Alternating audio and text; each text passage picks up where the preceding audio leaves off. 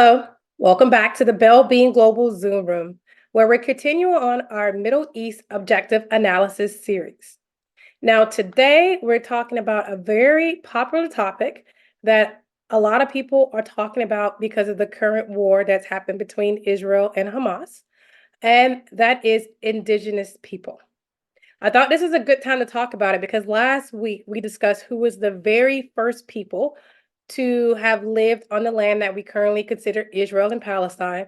And for those of you who haven't seen that video, I recommend you go back and see that so that you will know who was the very first people to live in Israel and Palestine. And the reason why that it was important at this juncture to talk about Indigenous people is because we're talking about the first peoples who lived on a land. And when you talk about the first peoples who lived on a land anywhere in the world, it's really hard not to discuss Indigenous people because that goes to the heart of who is Indigenous to a particular place. So today, as always, we're going to start with a quote. Today's quote is from N. Scott Momaday, who is a Kiowa writer and poet, and he's an Indigenous person to North America. And the quote is, "We are what we imagine. Our very existence consists in our imaginations of ourselves. Our best destiny is to imagine, at least, completely who and what and that we are. The greatest tragedy that can befall us is to go unimagined." Now, I like this quote because it talks about imagination and how a people imagine or think of themselves and how that plays into how that person or people exists. Now, that's important. I think that's a good segue to talk about Indigenous people because of how people think of themselves and how people imagine themselves play into the very definition of what it means to be Indigenous. So before we go further, I'm going to ask you, do you know the definition of Indigenous peoples? And if you do, I want you to think about what is the definition. And if you don't, and maybe you never even thought about what is an Indigenous person, I would invite you to pause for a second and think to yourself, what is an Indigenous person? Now, for those who gave answers for what is an Indigenous person, whether it was short or very detailed, what I want to say to you is there actually is no general recognized universal definition for Indigenous people. Although people often say it is, and people will debate, international leaders, international institutions have not came up with an international consensus of what it means to be Indigenous.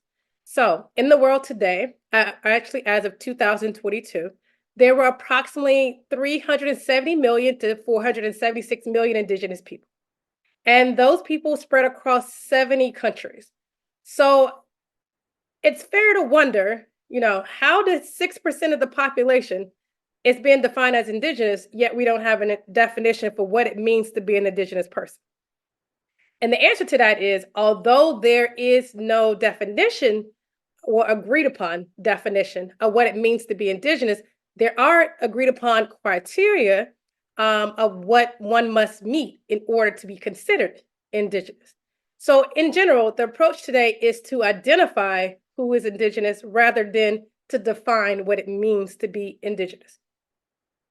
And one of the most important things that is used in identifying Indigenous populations is a collective ancestral tie to land and natural resources where those people live. So, what that means is one must have a special relationship to and use of traditional land, which has a fundamental importance to the collective physical and cultural survival of a people. Now, there's other criteria which the United Nations and other international institutions have agreed upon that a group must meet in order to be considered Indigenous. And I am going to go in detail what that criteria is in my premium video. So if you like more details on that, I'll put a link in the video to how you can subscribe to my premium videos and you can see all the criteria. But for today, the only criteria that we want to focus on is the collective ancestral tie to a land in order to be considered Indigenous. And again, I know that's the only one we're talking about, but just please know that that is one of many criteria that must be met. Now, since we did a high level overview of what it means to be an Indigenous person, and that overview is there is no general definition, there's no international consensus of a definition, and you have to have a tie, ancestral tie to a land. I'm going to ask you: is there any people that meet that international criteria for being considered Indigenous in Israel or Palestine? Okay. So now that you have your answer, I'm going to tell you yes, there are people that meet the criteria and that is considered indigenous to Israel and Palestine. Now, there is a list that's put out by the Indigenous World of all the people throughout the entire world that's considered indigenous. And per their 2022 list, there are two main groups that are considered indigenous. Israel's Arab Bedouin citizens are considered indigenous, and they're considered indigenous to the Negev desert. Now, in Palestine, it's also the Bedouin community in Palestine that is considered indigenous, and they're also considered indigenous to the Negev desert.